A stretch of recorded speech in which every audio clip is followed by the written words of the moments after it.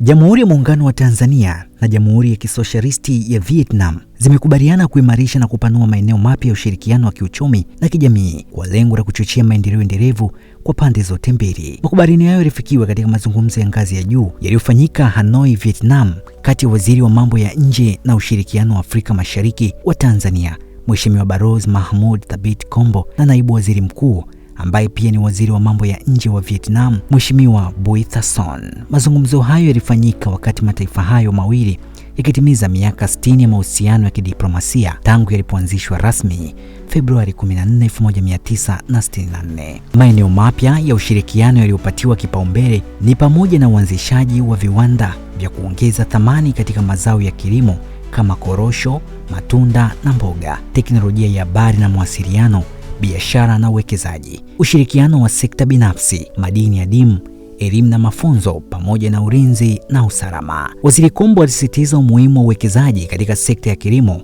akieleza kuwa moja ya changamoto kubwa ni upotevu wa mazao baada ya kuvunwa na ukosefu wa viwanda vya kuchakata pamoja na uhaba na ujuzi wa kuongeza thamani. Kombo aliomba serikali ya Vietnam kuhamasisha wawekezaji wake kuja kuwekeza nchini Tanzania. Sekta ya kilimo ndio uti wa mgongo wa uchumi wa Tanzania.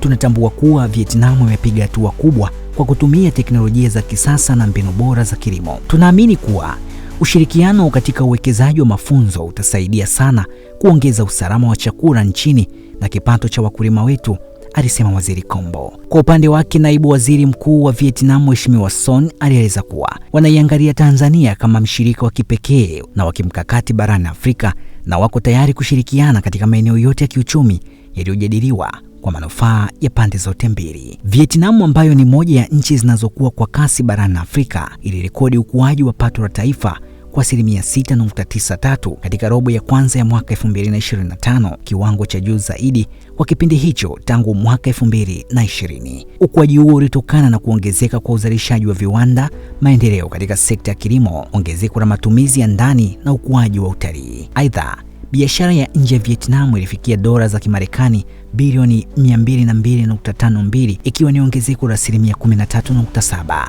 ukilinganisha na kipindi kama hicho mwaka uliopita, ambapo mauzo ya nje yaliongezeka kwa 10.6 na uagizaji wa bidhaa kutoka nje uliongezeka kwa 17.0. Ziara ya Waziri Kombo ni sehemu ya juhudi za kuimarisha ushirikiano wa kimataifa wa Tanzania, wakati nchi hizi mbili zikiazimisha miaka 60 ya uhusiano wa kidiplomasia. Ripoti ya Media Wire Express, Joseph Isangura.